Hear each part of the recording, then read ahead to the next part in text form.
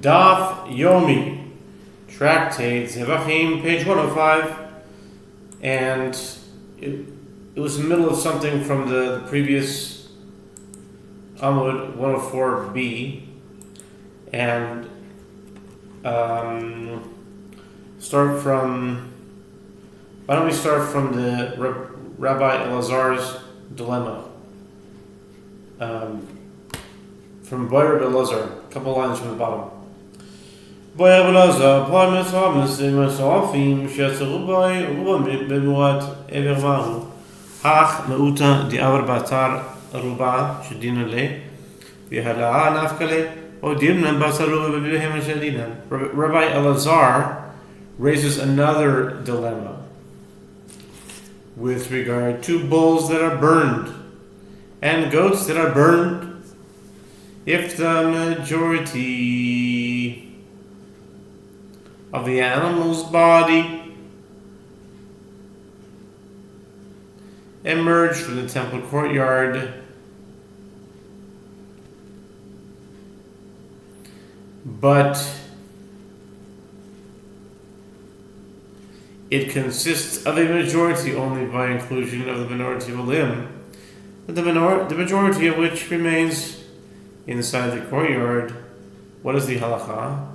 Do we determine the status of this minority of a limb by casting it after the majority of that limb, and the majority of that limb did not leave? Or perhaps we determine its status by casting it after the majority of the animal, and therefore a majority of the animal has left. Shita de lo shavkinan ruba de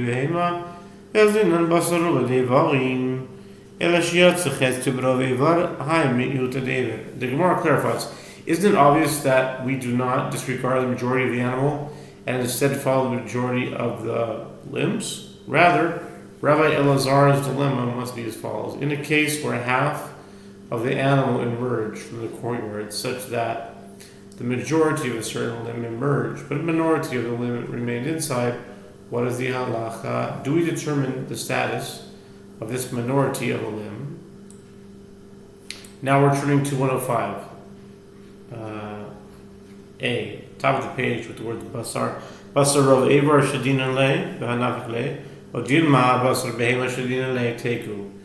This would be the 223rd teku in the Babylonian Talmud. Teku 223. As on Zevachim, page 105a. By casting it after the majority of that limb, and the majority of that limb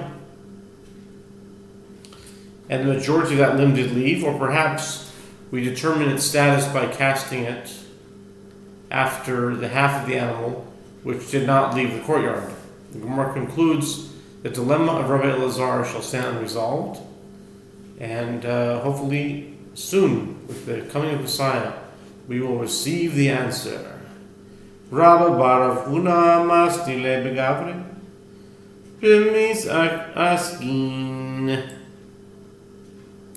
Misaskin Bo Chamisha Bnei Adam Nafkut Lasupash Leotrei Mai Basaro Mitaskinan Azlinan or Basabrahim Azlinan Teku. It's another Teku right away. The 224th Rabba Bar of Huna Maslive. Okay. Rabba Bar of Huna teaches this dilemma with regard to people. In the case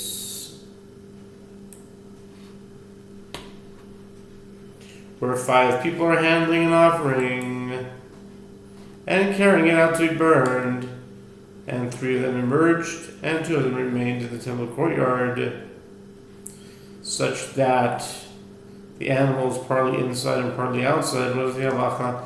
Do we follow the majority of people handling the offering who have left the courtyard, or do we follow the animal, the majority of which did not yet leave?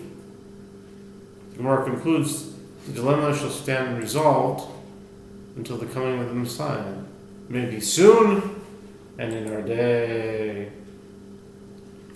Until then, let's continue.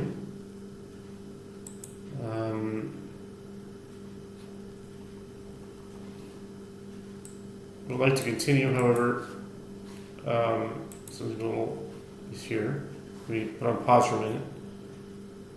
I took a little bit of an extended pause, so I know that I read the next tegu, but I'll start from there again. Rabba bar of Huna, Masni le Gabri Maskinan bo Chamisha b'nei Adam, B'nav Kuzlas Bashlu Tre Mai Basaro Maskinan Nazinan. Rabba bar of Huna teaches this dilemma with regard to people. In a case where 5 people are handling an offering and carrying it out to be burned, and 3 of them emerged and 2 of them remained in the temple courtyard, such that the animal is partly inside and partly outside. What's the halacha? Do we follow the majority of the people handling the offering who have left the courtyard, or do we follow the animal, the majority of which did not yet leave? The Gemara concludes the dilemma shall stand unresolved. Next. Boy Rabbi Elazar, boy Rabbi Elazar, nai. Ah, nice. This one works. Okay. You know, I had this thing where I was trying to scroll up and down. You know how in your mouse you can just, if it's on the page, just hovers, it just the whole page? But for some reason that thing got turned off on this one particular thing. It's very annoying. So, alright. So, okay. That was why I was trying to figure out how to do that. But anyway, Boy Rabbi Elazar, Porim hu seirim hanisrof mishiyat zevchaz rumau miamrinam kevan denaf kulahu. Ita molehu oidim kevan dadu. Rabbi Elazar raises yet another dilemma. If bulls and goats that are burned left the temple courtyard and returned, what's the halacha with regard to the garments of those who carry them inside the courtyard? Do we say once they left they became impure, or perhaps once they return and do not render the garments impure? Okay. Amar Rabbi Abba bar Mama Tashima. Hasoy v'nois v'moitas v'shoinim yatsu chutz l'choy masazah v'choinim v'yatsu v'shoinim שיצאו חוץ לחומת הזרה מטמאים בגדים ואחרונים אין מטמאים בגדים עד שיצאו ישר כדאי דרכי ונף כאילו תתמו אנחנו עיקר גבי לתמון לתמו. Rabbi Abba bar Mamal says, coming here, the Mishnah, they would carry the bulls and the goats that are burned suspended on poles. When the first priests carrying the front of the pole emerged beyond the wall of the temple courtyard, and the latter ones did not yet emerge, the first ones who emerged beyond the wall of the temple courtyard render their garments impure, but the latter ones do not render their garments impure until they emerge. Rabbi Abba bar Mamal explains, and if it enters your mind to say that once they leave they become impure, these latter ones mentioned in the Mishnah, who are still inside, should be rendered impure, since the offering itself has emerged. It follows that if the offering returns, their garments are not rendered impure. Rabbi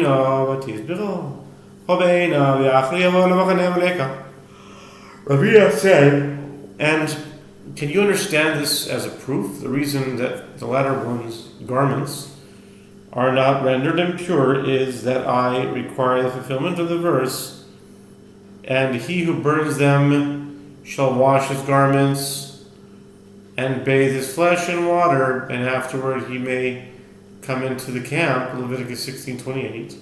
And since they have not yet left the camp, they cannot come into it, and therefore they do not contract the impurity described in the verse. Ela Rabbi Elazar hechi baila kigon dinikitila bebakuzlse. The Gemara asks, but if they can become impure only after they leave, how does Rabbi Elazar raise this dilemma? The Gemara answers he raised the dilemma with regard to a case where they take the offering with staffs, and meaning after the offering is returned to the temple courtyard, other people stand outside the courtyard and bring it out again using staffs. Does the offering render these people impure, even though they are standing outside the courtyard? The dilemma of Rabbi Elazar remains unresolved, and it doesn't say teku. Why is it sometimes teku, sometimes not? Okay. Anyway, Tanu Rabbanan. Next. Okay, Tanu Rabbanan. Parim uparad v'soyer mishtaleach. Hamishaleach she'asov anu metzion v'tamim v'gadim. Hein atzmanim v'tamim v'gadim v'tamim v'aichlin. Umashkim de Rabbi Meir. V'chachobim oimrim pora uporin mitamin al-cholin umashkin se'ir ha-mishtaleach eino mitameh shu chai ve'achai eino mitameh al-cholin umashkin. The sages taught in a Braita with regard to bowls that are burned and a red heifer and the scapegoat of the Yom Kippur service.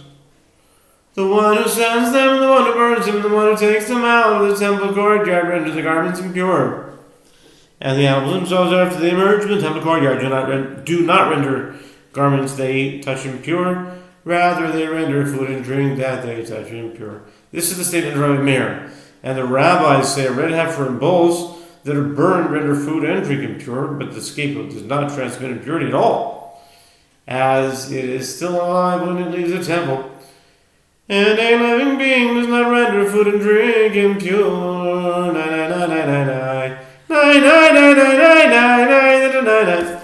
Bishlam and Rabbi Meir, Kizitanya, the Rabbi Yishmael, the Rabbi Yishmael, Al Kol Zera Zerua. The Gemara comments, granted, according to Rabbi Meir, there is no difficulty, as the opinion is in accordance with that which the school of Rabbi Yishmael taught, and the school of Rabbi Yishmael taught in the Braita. The verse states that seeds can contract impurity from the carcass of a creeping animal only if they first come in contact with water. And if any part of their carcass fall upon any sowing seed which is to be sown, it is pure. But if water be put upon the seed, and any part of their carcass fall thereon, it is impure to you. Leviticus 11:37-38. Maaseoim shein sofer l'tamim tumah chamura v'tzrichen hechsher. Af kol shein sofer l'tamim tumah chamura tzrichen hechsher. Yotzisar nivlas oif to'er shesofer l'tamim tumah chamura v'tzrichen hechsher. Just as in the case of seeds, which, like any food, can never contract impurity severe enough to transmit it to human beings, and they need exposure to liquid to be rendered susceptible to their less severe level of impurity, so too all items that can never contract impurities severe enough to transmit it to human beings need exposure to liquid to be rendered susceptible to their less severe level of impurity and to transmit it. This serves to exclude the carcass of a kosher bird, which can contract impurity severe enough to be transmitted to a human being who swallows it, and therefore does not need to be rendered susceptible to ritual impurity in order to transmit ritual impurity. According to this Braita, bowls that are burned, a red heifer, and a scapegoat, which are all sources of impurity for human beings, are able to transmit impurity to food and drink on their own, even if they have not been exposed to liquid and have not come in contact with any source of impurity. Rabbi Meir's opinion accords with this principle. Vaitel Ela leRabbanan I islehu titana Devei Rabbi Yishmael afilu svir mishtaleach Iles leafilu parim uparim minalan para uparim minalan. But for the opinion of the rabbis who disagree with Rabbi Meir and say that a scapegoat does not transmit impurity to food and drink, this is difficult. If they accept that which the school of Rabbi Yishmael taught, then even the scapegoat should transmit impurity to food and drink, And if they do not accept that statement, then from where do we derive that even red heifer and bulls that are burned transmit impurity to food and drink? It's a good question, no?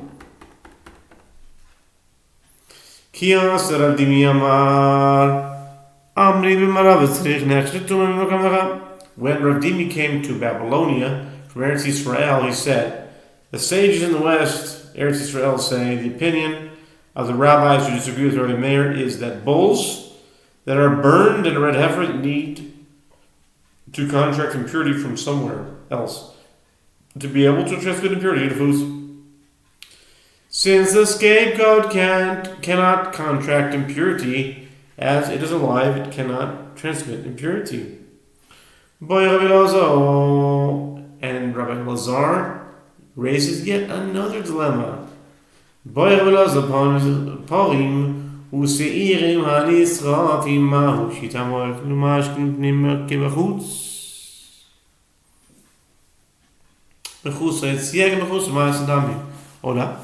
Rabbi Elazar raises another dilemma. With regard to bulls and goats that are burned, what is the halakha as to whether they can transmit impurity to food and drink inside the temple courtyard before they leave, as they do outside afterward? Is an offering that has not yet left the temple considered as if it were an item for which a necessary action has not yet been performed? In other words, meaning because it has not yet become a source of impurity to those who carry it, it also does not transmit impurity to food without being rendered susceptible by coming into contact with the liquid and then coming into contact with a source of impurity. Or perhaps no, because the offering will become a source of impurity to those who carry it once it leaves the temple courtyard. It already transmits impurity to food without being rendered susceptible.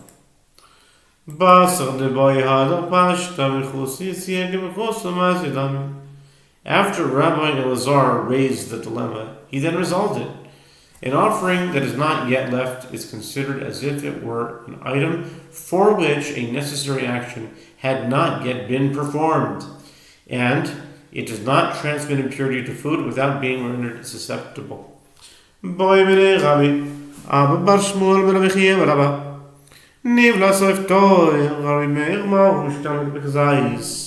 Rabbi Abba Bar Shmuel posed another dilemma to Rabbi Chia Bar Abba. Food transmits impurity to other food or drink only if it is the volume of at least one egg bulk and it is first rendered susceptible to impurity.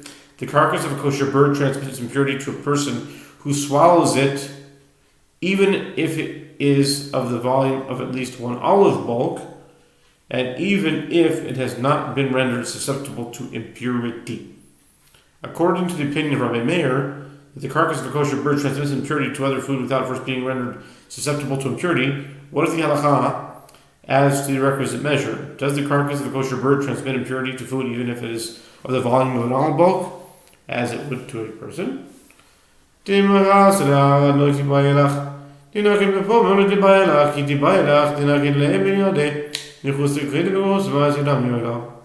The Gemara clarifies, do not raise the dilemma in a case where the carcass lies on the ground, as in that case it certainly must be the volume of an egg bulk, like any other impure food.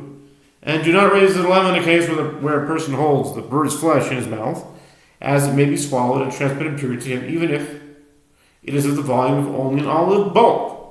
In this case, it certainly transmits impurity to food in the same measure.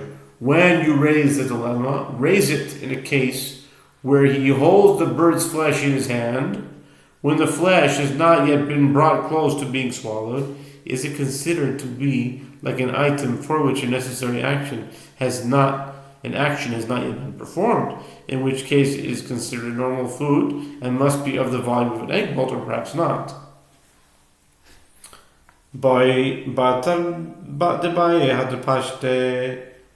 After Abba Shmuel raised the dilemma, he then resolved it. Okay, we'll continue God willing, with 105b in the next video.